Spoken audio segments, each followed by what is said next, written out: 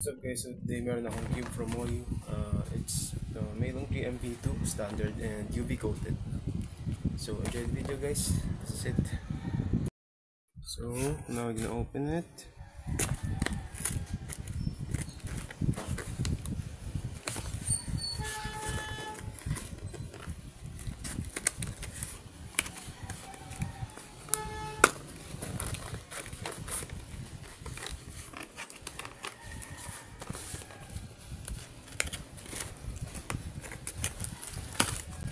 Whoa! This is my first time to unbox a version 2, which has the same versions. Variants, what I mean. First time ko siya mag-unbox ng kasabing standard tsaka UV coated. Ito na.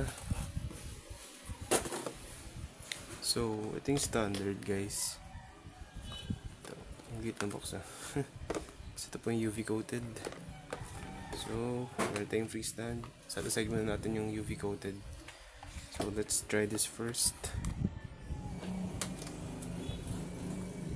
And we're gonna compare them later.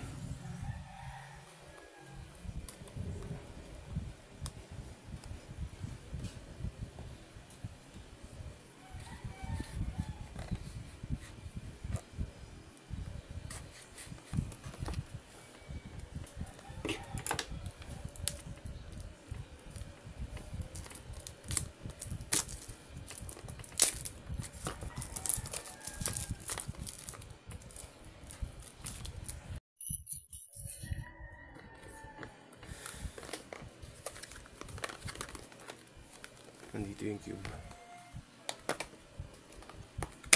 Okay. Wala siyang plastic. Nice. Okay. Let's do first turns. Out of the box, it feels so sandy. Para lang siyang RStream V5 pero frosty. Ewan ko kung anong kailangan gawin dito.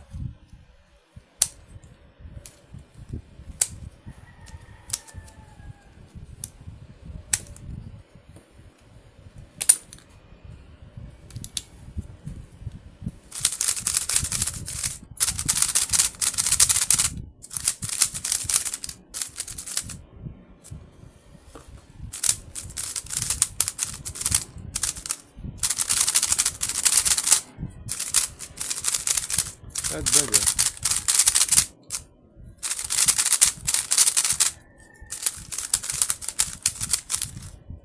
Okay. Check natin yung laman.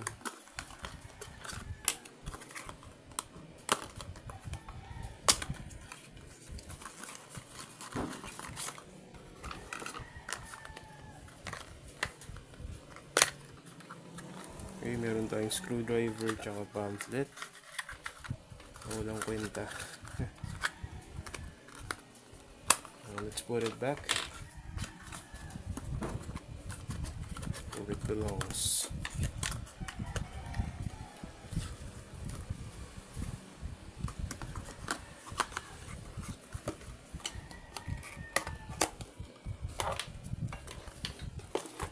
Okay, now let's dive into the UV coated version, which is also exciting but not really, because the standard one is not really good out of the box.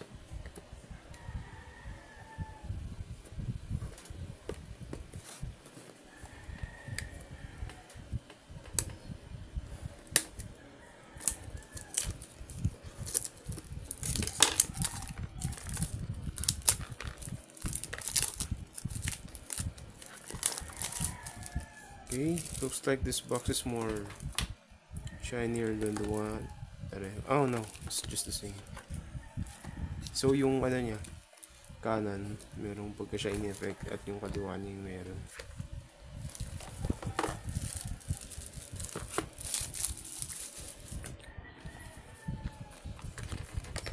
Andito yung cube sa kanan. Ay hindi, sabi niya.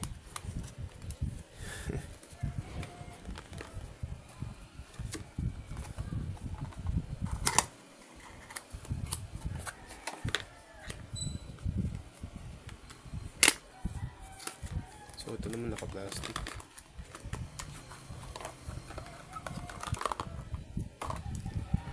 Okay. Wow. Hindi alam.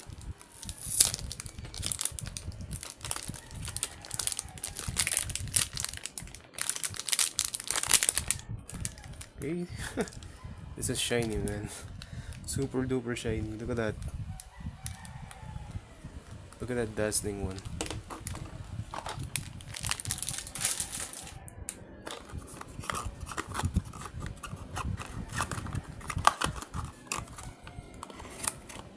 And let's do first turns. Okay, nice. This could be my main, I don't know. Para siyang Q-Tix, tingnan mo. Diba?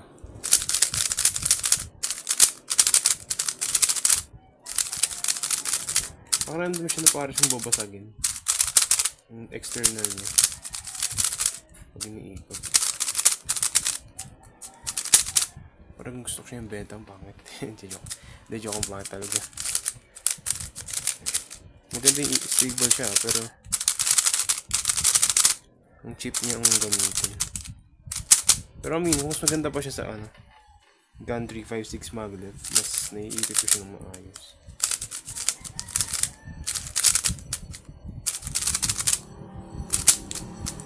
Okay, got the example solved.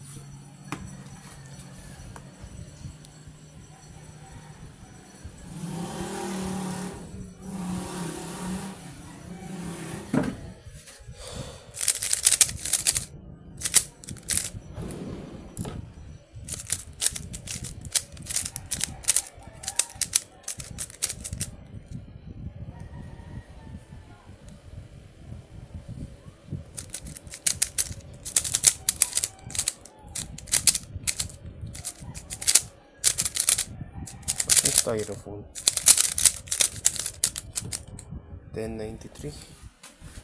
Itong isa naman.